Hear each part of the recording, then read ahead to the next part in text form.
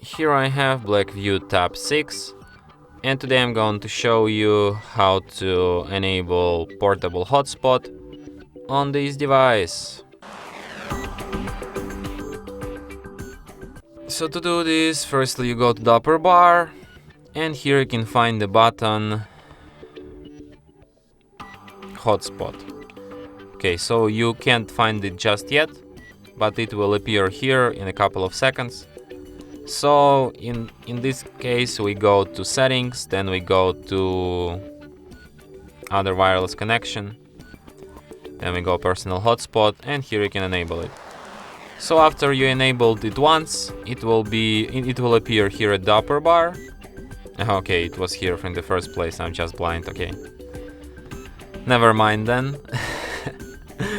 So you can switch your hotspot here. Here you can change its name. Here you can select its security protocol. Here you can change its password. You can select its AP band.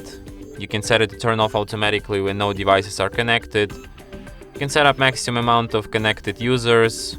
You can hide its SSID. You can use whitelist mode. And yeah, so here you can see connected users, and here you can add users manually to whitelist. You can also switch your hotspot here at the upper bar, just turn it on or off, like this.